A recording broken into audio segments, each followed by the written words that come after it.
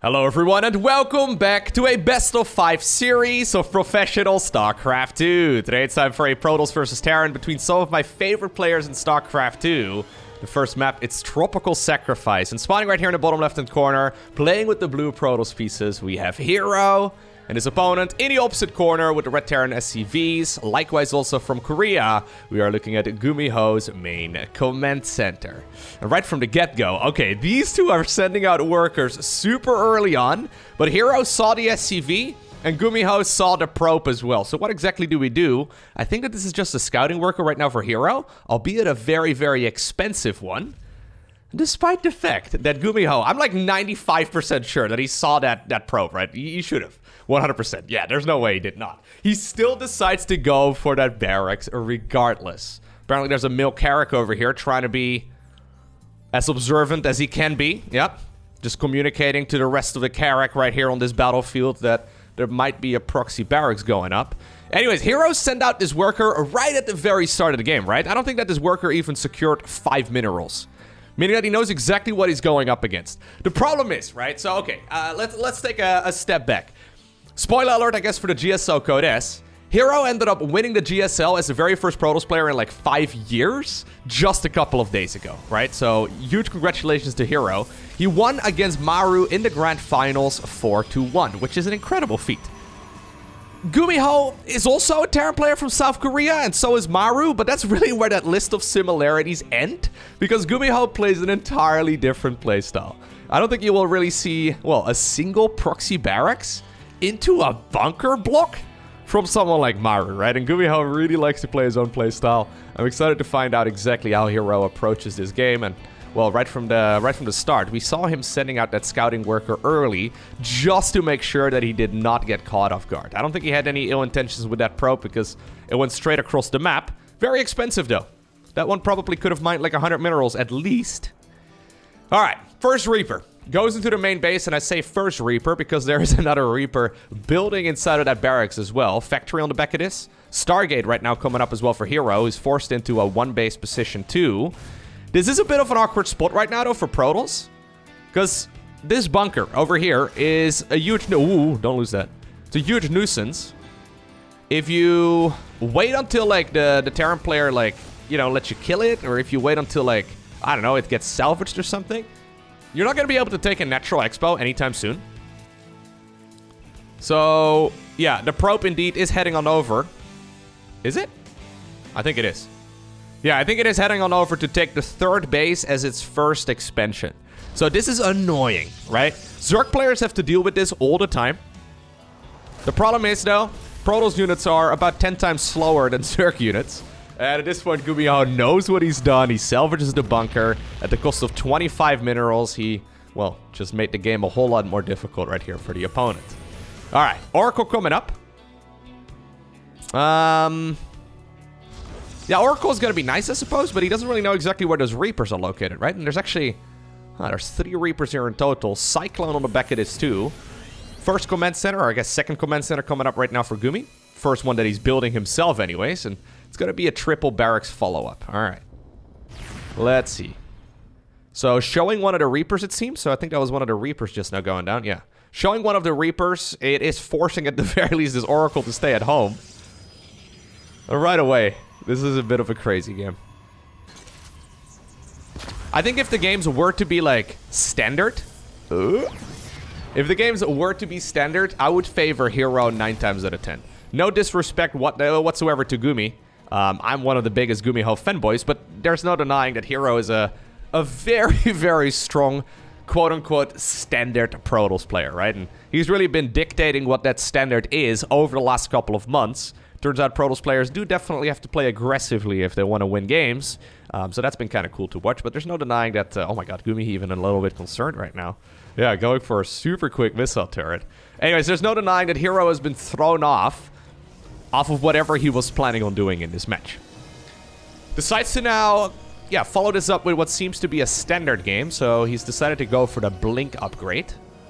Makes a lot of sense. when your third base and your main base are disconnected, right? You need to secure multiple areas at once and defend multiple areas as well. It makes sense to be able to move around your bases a little bit quicker using units like, for example, Blink Stalker. Hallucinated Phoenix right now, scouting out as well exactly what he's going up against. It's double reactor and a single tech lab right now from GuMiho. So he's decided to go for Stimpack first. He's going to have a lot of Marines, but no combat shields and, well, not really any medivacs or anything along those lines either, right? So this is a bit of a, once again, a bit of a questionable decision, but it pretty much always seems to work for GuMiho. So anyways, he's going to have +1 infantry weapons together with Stimpack. But the problem is if you don't have a medevac, right, or for example combat shields, it is very quickly turning into a one base and a one-way trip.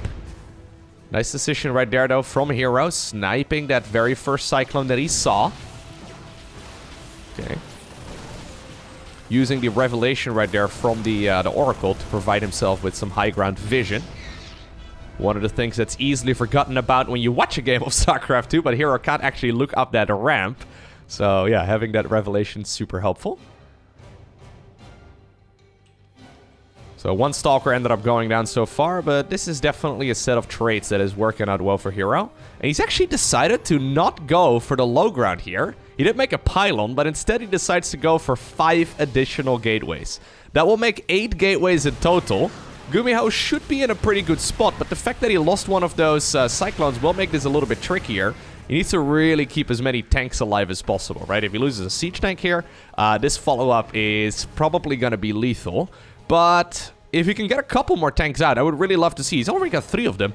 If he gets another tank out, this would be significantly easier to hold. So another Nexus does start up, but I think with this amount of production, with 8 gateways, you really do need to grab yourself a push, don't you? Do you really have the luxury of just sitting back here? I mean, don't get me wrong, I think it's a bad decision. If herO decided to go for a move up that ramp, he would be absolutely decimated, but yeah, maybe he's made the high-level call that despite the fact that he already committed to making that many gateways, he still decided to just go for the Nexus as a follow-up and only really utilize about half of the gates for now. Alright. That's a very high-level decision, actually, from herO. To go for that many gates and then be like, you know what? I don't think it's gonna work. Oh, hello. Ugh, that was not the greatest movement. Just trying to slow down the advancement right now, though, of this push. Love the fact that Gumi brought a couple of SCVs into this mix as well. Alright, so shield battery is coming up. There's already a shield battery at the 3rd as well. We do have charge done. 14 Zealots are already waiting. Looks like the Zealots want to come in from the side. GuMiho probably aiming to go towards this high ground right over here. He scans once again, and he does not see much. He needs to be so cautious. herO has got a ton of Zealots. He's got 20 Zealots right now. Yeah, look at the Zealots being set up. Is he gonna commit? I do think he's going to commit. One Guardian Shield available as well. A couple of the Zealots do derp on a few of the reinforcing units. Battery overcharge right there at the 3rd base. Okay. Even though that engagement was not ideal for herO, he still shuts that down easy peasy because of the fact that he had so many gateways already built. Okay. Okay. GuMiho gets pushed back hard. Keep in mind, this was a double command center Terran, right? So it's not like he has a 3rd CC on the back of this. So I'm not exactly sure what his follow-up is going to be. Are you really brave enough to just... Oh, well, I don't know if you want to be pushing up this ramp either, though. Yeah, no. That full wall off there just in time for Gumi. Yeah, okay. Are you brave enough to just go for a 3rd command center? Apparently so. I think there's 2 options right now for GuMiho. Either he decides to like double down on a 2-base all-in, or he decides to just go for a 3rd base very, very late. And at this point, that 3rd command center is gonna finish up so much later than, well, the opponents, right? This is the 3rd Nexus right here for herO. It's already pretty much fully saturated at the point that, well, that the command center started up. Still, never count out a Terran. This is a bad situation right now for GuMiho, but Terran units still have a tendency to pack a punch. So he doesn't have an armory. Oh no, he doesn't have an armory. Okay. I was gonna say, he needs to get into +2 upgrades really quickly if he wants to stay in this game. Love the fact here that herO is actually just continuously improving his force as well. So rather than doubling down on the Zealot Stalker Ball, which he's very fond of, he decides to go into the Templar Archives with Psionic Storm. In a game like this, when Terran only has about 4 gas geysers, right? how in the world are they going to afford things like ghosts? I mean, you can kind of make ghosts, right? It's definitely doable, but the less bases that Terran is on, the better that those High Templar will be, right? So you need the ghosts in order to counter the High Templar. Sonic Storm is going to be absolutely lethal in this game if it is all well executed. All right. 4 Templar inside of a plane. Oh, we could even go for some Storm drops. Sure.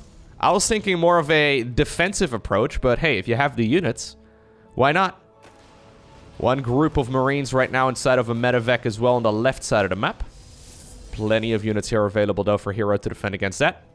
He's got little pylons and spotters out on the map in general as well, just to see exactly where, well, the Terran army is located. Okay, good movement right there by herO. Once again, sees exactly what's going on. Here come the Storm drops. Nice. Don't lose the prism, though. If he loses this prism full of High Templar... Okay, I was going to say, that is one way for Gumi to get back into this game. +2/+2. Has started up.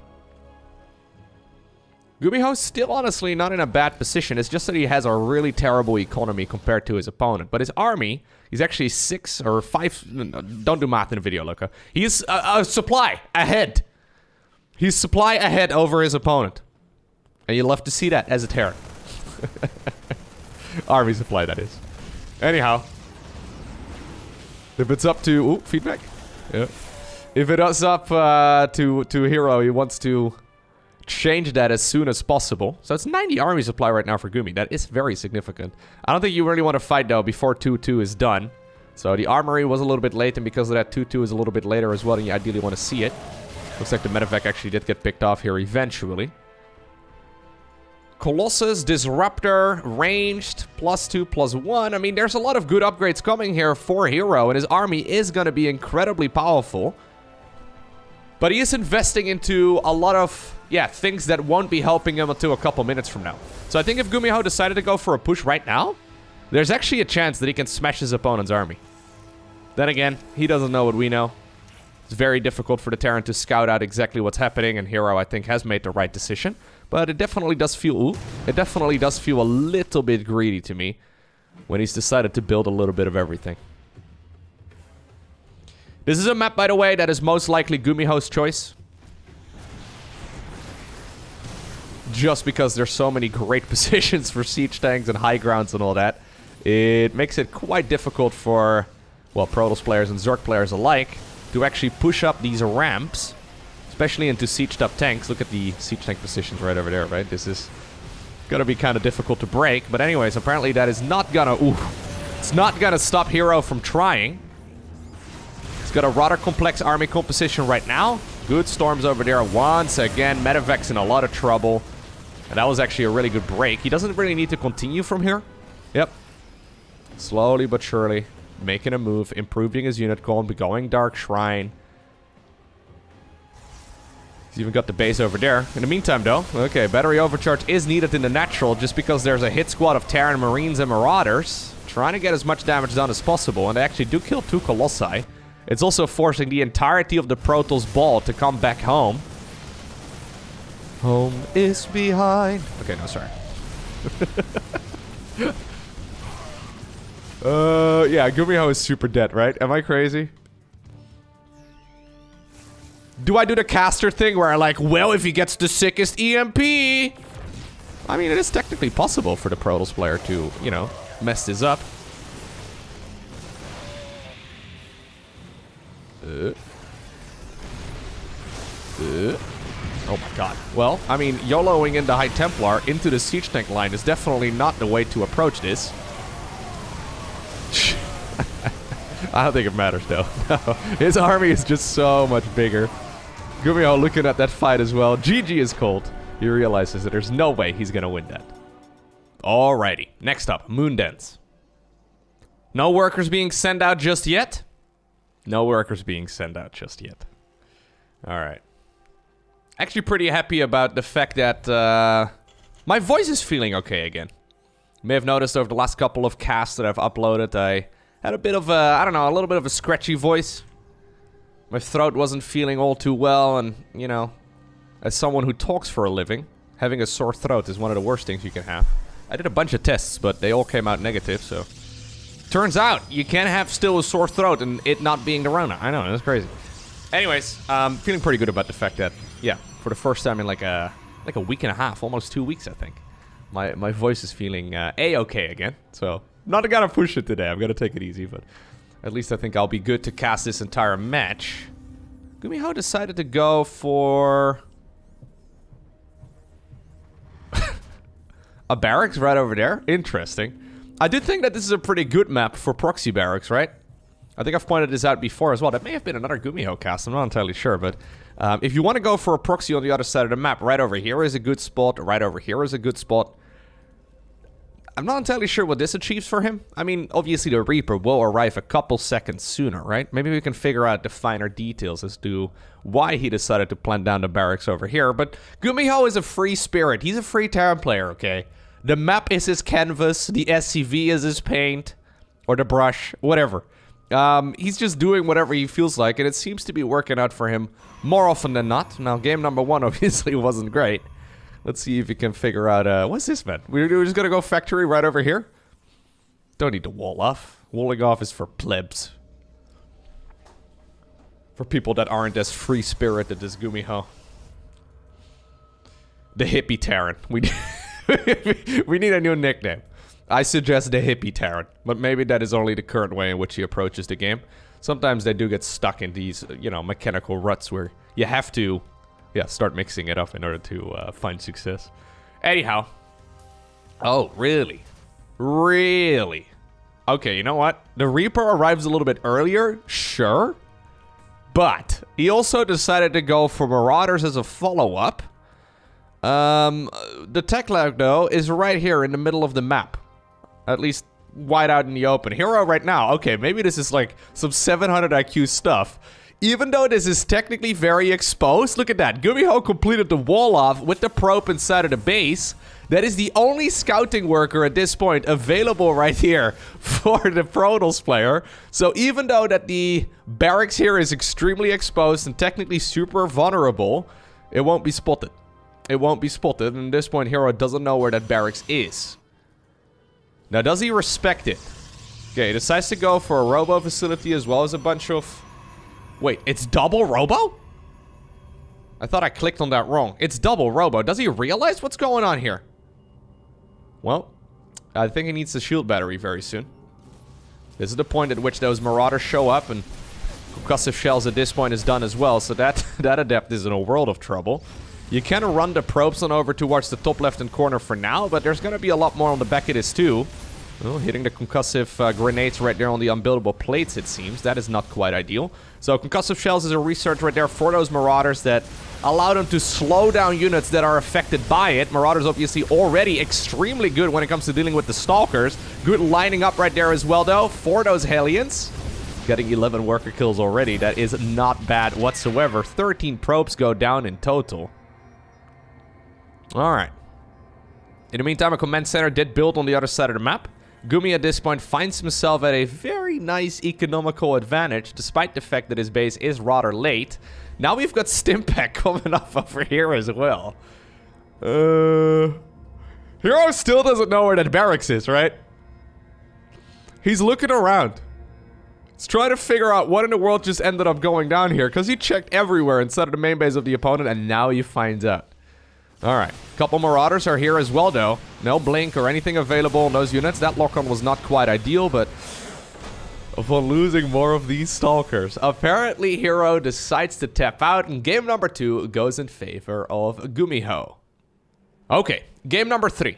We find ourselves on Data C. And once again, herO decides to start off this game as well by sending out a probe right at the very beginning of the game.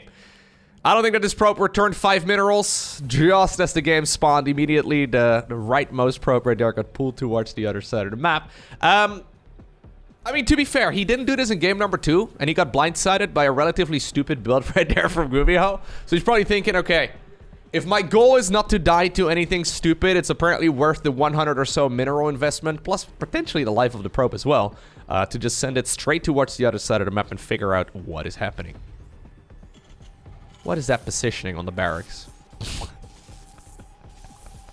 I have no idea why the barracks is right over here, but hey. It's GuMiho. He's a free spirit, okay? He's the hippie Terran.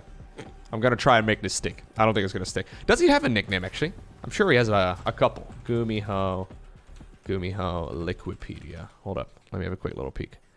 The Towel Terran. Of course, the Towel Terran. GuMigot. Right.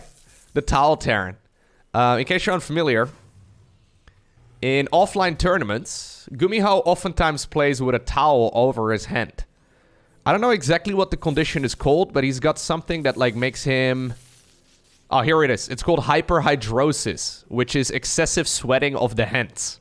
Anyways, apparently that is something that GuMiho has, and therefore he plays with a towel over his mouse hand. At least he commonly does. And therefore he's called the Towel Terran. That's kind of a cool name. He doesn't need another name, guys. Never mind. The Hippie Terran, sure. A good alternative, but GuMigot and Towel Terran definitely do sum it up. What about, there's an SCV, by the way, moving out. This is a 5 health SCV. Are we gonna go proxy factory? Like, what are we doing? Are we just gonna chill at the watchtower? Okay, I think we're just gonna... We're gonna just chill for a second. Hold up. I'm gonna look up herO's nicknames as well. I'm sure he has a couple. Oh, wait. What are we doing? Really? We are gonna go for a proxy factory. This feels incredibly late. Am I crazy? Not paying super close attention to this game so far, but that feels a little bit late. The problem with finding herO's Liquipedia page is that there's like a bunch of players that are called herO. He's obviously known as the Smiling Assassin. I don't think that one really stuck very long, but yeah, the Smiling Assassin. And then the IEM King, because he ended up winning a bunch of IEMs back in the day. Fair enough. Towel Terran is a top tier name. I love Towel Terran. A little bit of alliteration is always nice. Alright.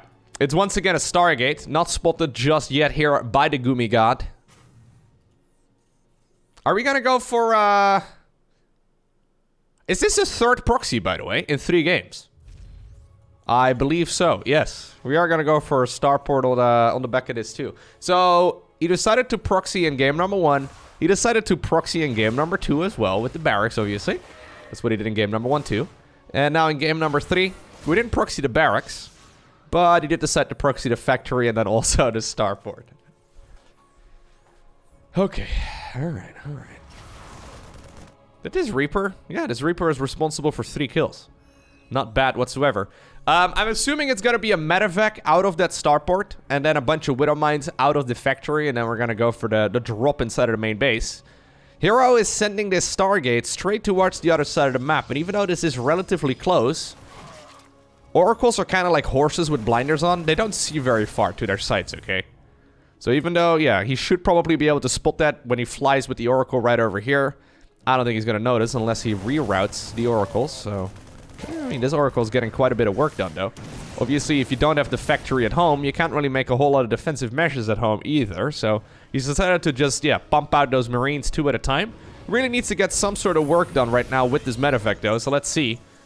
Please don't take a lot of damage. herO. herO. Okay. It happens too frequently, man. Oh, he can retarget! He can just... Oh, herO. Did you really think he wasn't gonna retarget? So, Widow Mines will pick their, you know, preferred targets, and that's nice and all. But Terran players, even though it's not common in, like, you know, Diamond League and below, when you get into Masters and above, and these guys are way above that, yeah, you will commonly see these units retargeting in the beginning of the game. This is now a disaster. Is it game ending? Not necessarily. I do like the fact, actually, that there's a Liberator on the back of this, but I like it even more that herO already started off with Phoenix. Anyhow, is this game-ending damage? Not necessarily, but it does put our Terran player in a really nice spot.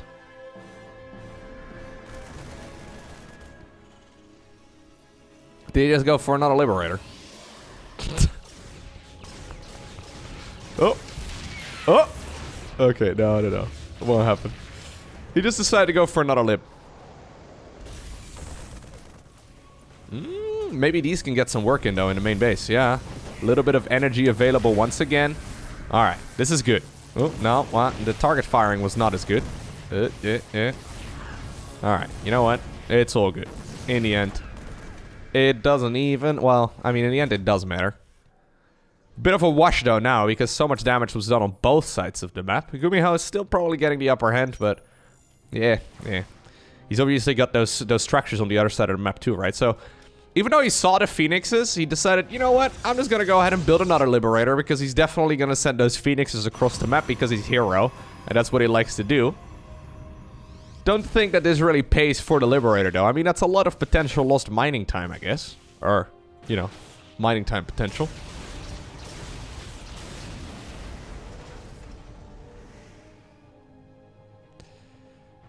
Alright, there's the starport. Do you think there's someone piloting the starport right over here at the front?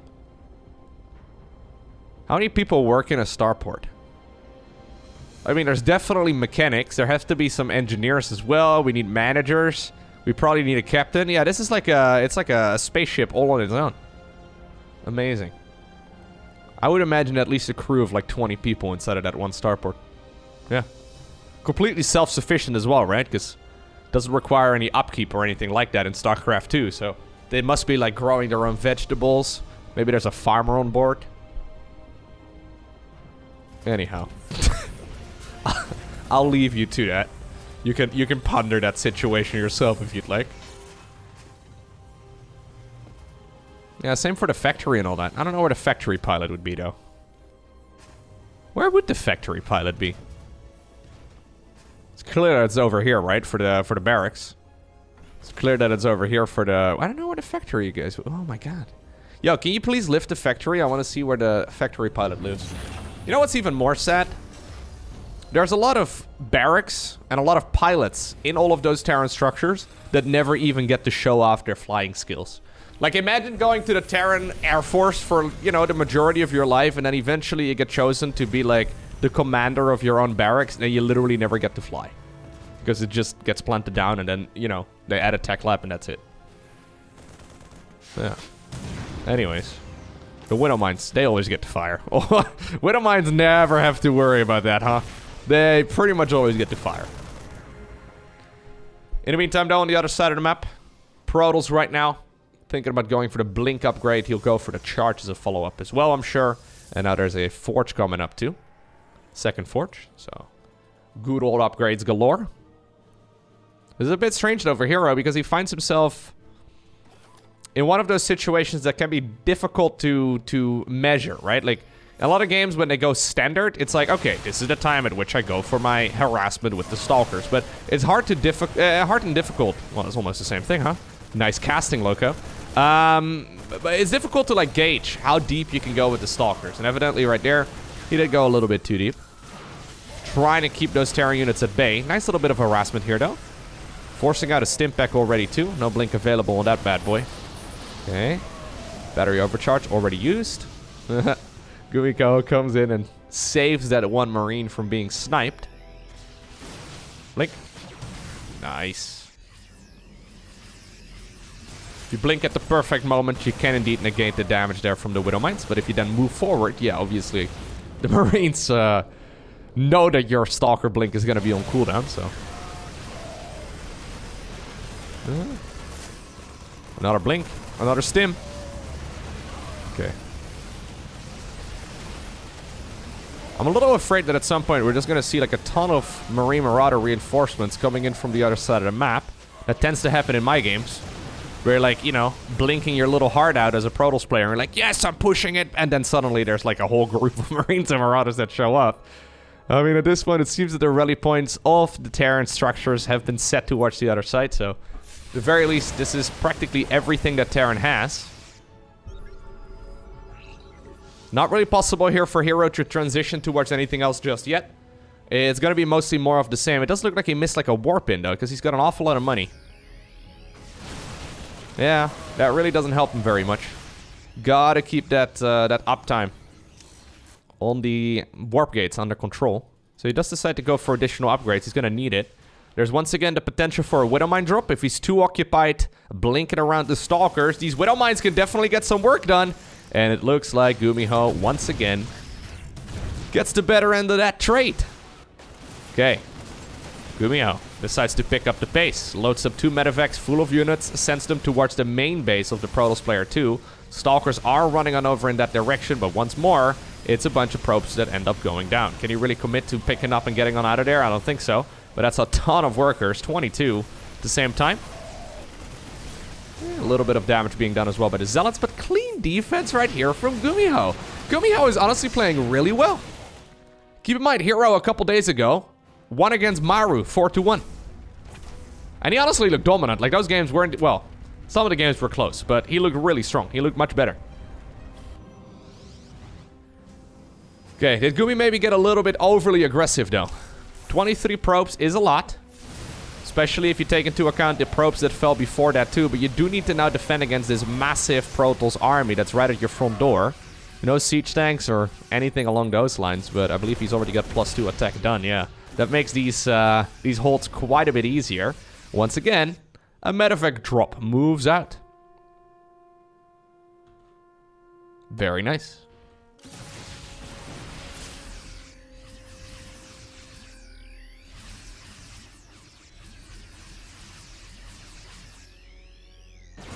Alright. Yeah, 43 workers in this game. Soon to be 60? Maybe not. Maybe not. Oh, God. No, actually? Yep, no. Maybe not 60, but that's still a pretty good trade here once again. He's trying to hunt down to 1 medevac, but even that is not going to happen. Here goes the Terran army once more. This time around, it will have +2/+2. GuMiho now at a solid supply lead. Actually, he's got 54 more army supply than his opponent. I don't know if you need to do this, bro. Yeah, you really don't need to do that. Could have just knocked down the rocks. Could have, like, there was no advantage to doing that, okay? You really want to get the Stalkers, but that was unreasonably risky. No Storm or anything along those lines, by the way, available here for our Terran player. Or, well, not for our Terran player either. Not an entirely incorrect sentence, but no splash damage here for Protoss. That's what I'm trying to say. And that is going to make this hold much, much harder. Battery overcharge utilized over at the 3rd base, so GuMiho decides to commit all of his troops towards the natural expansion instead. There's those reinforcements. Now all of a sudden, GuMiho finds himself with a 2-1 lead. Alrighty, next up, we find ourselves on Inside and Out. This map was previously called Frost Giant. For some reason, I decided to change that name. I wonder why that is. Anyways, Gumi, if you could do me a favor, if you could win this game by going for another proxy, that would make titling this video and like creating a thumbnail for this video and all that significantly easier on my end. So if you could go ahead and do so, that would be kind of nice. Are you just gonna go for a scout? I think it should just be a scout, right?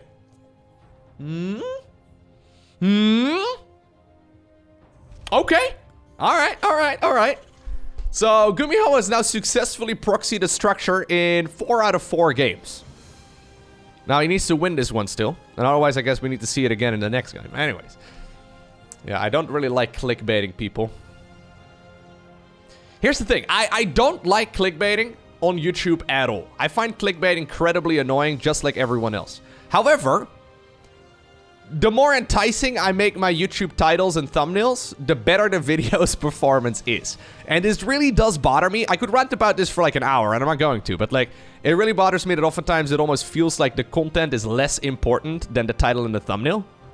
As far as a video's performance goes anyway, so I try and not really get too carried away with looking at the stats.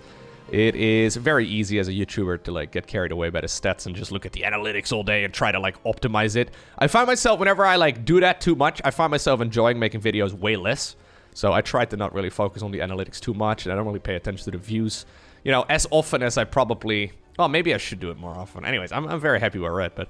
Anyways, the point I'm trying to make, if you go for a proxy, that'd be great. If you can then win the game, so I could title something along the lines of... GuMiho proxies every single game! Exclamation point, question mark, exclamation point, question mark. Gone sexual... Okay, no, I won't be putting that between the brackets. Anyways, yeah, that definitely does help out with the video's performance. I think it's more legit bait, right? Legit bait? I think that's probably a good term. I don't lie to you in my YouTube thumbnails. I don't, you know, spoil the game, or at least I try not to spoil the game too much. But, yeah. It is what it is, okay? Don't hate the player, hate the game. Something like that. Problem is, if I were to title this video StarCraft 2, like, this would be my preferred title. This would be my preferred title. But I can guarantee you that if I titled this video exactly like this, it would gain probably about 50 to 75% of the views that it gets if I title it something a little bit more exciting. And that is just part of the game, guys. Anyway, you know what? I'm gonna let that count as a proxy, by the way. That was not much of a proxy. And this is not going very well here for GuMiho whatsoever. That really wasn't much of a proxy. He just built the very first Reaper there, and then he was like, haha! Still gonna send the Reaper towards my main base to clear out that scouting probe first anyways. herO should be feeling quite a bit more comfortable here, right? This is a normal thing that we see all the time in a Protoss versus Terran. Does need to be a little bit cautious, but Terran for now is going to be on one base. Soon though, the second orbital command will be available as well, and GuMiho is going to be flying that CC towards the low ground. Alright, sees the little line as well. Widowmine is not going to explode. It wants to though, really badly.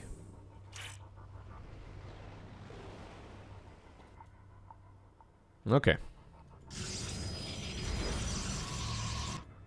So there's one Viking available. I think this Viking is mostly just here to push back any potential oracles or anything along those lines. Careful.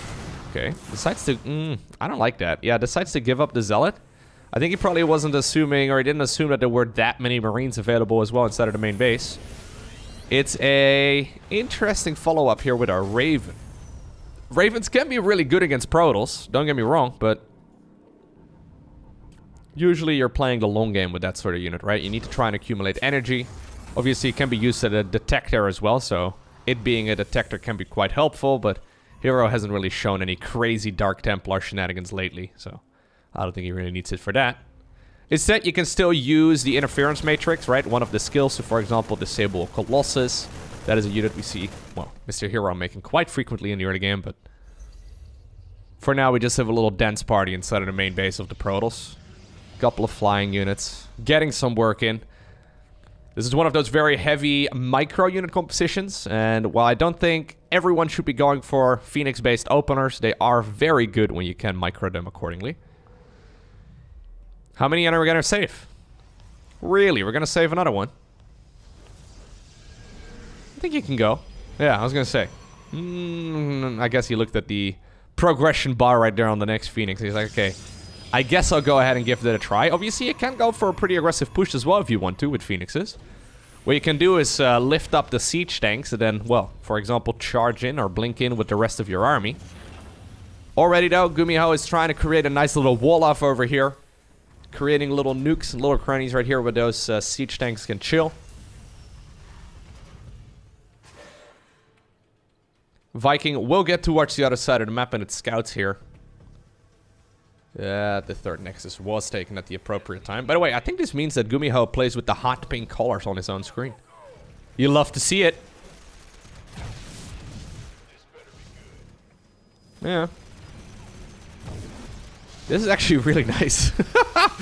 4 workers is more than the average, you know. I'll hold that thought. Here we go. This is that move I was talking about. Okay, right away the Raven was destroyed, but I don't think there's really enough. Protoss just gets shut down hard in that engagement. He really tried, but there's just so many Marines available. Okay, gets a couple of SCV kills on his way out, so that's, I guess, something. But that one Viking actually got some work done. Not again! Not again! Not again! Alright. Well then. Remember when I said this was going quite well here for our Protoss player? Then herO decided to sleep on the job. I am surprised with the amount of damage that Widowmines still deal at the top level of StarCraft 2. Like, it's not uncommon for a Protoss player, even at this level, to lose 14 probes. I know it's easily done. I know that the Protoss units require a lot of micro. But, like, imagine if this was, like, someone like, for example, Raynor playing. I don't imagine Raynor would ever lose that many workers to a silly little Widowmine drop. I just don't see it happening. I feel like the Zerg players in particular are super keen at looking at their mini-maps. Ah, no. herO, what's going on? He's falling apart. Like, that was really quite bad. Okay, trying to minimize the damage right here that those Widow Mines can deal. But honestly, there's nothing really to follow this up. Siege tanks don't even really need to be sieged right now. Okay, they do decide to do so after the engagement ends. Is he going to commit here with the Adepts? I guess he needs to, right? Okay, he really wants to deny the +1 ground weapons. Looks like the Protoss player is going to be able to finish that one up. But honestly, breaking this position is going to be nearly impossible. There it is. GuMiho spots a weakness in his opponent's armor, and he immediately capitalizes on it. He wins this best-of-5 series 3-1 over herO. Hey, if you made it all the way until the end of this video, don't forget to hit the subscribe button. I try to upload new videos pretty much every single day. And we are closing in on 500,000 subs. I'm hoping to get there in the next couple of months, so if you want to help out, that would be awesome.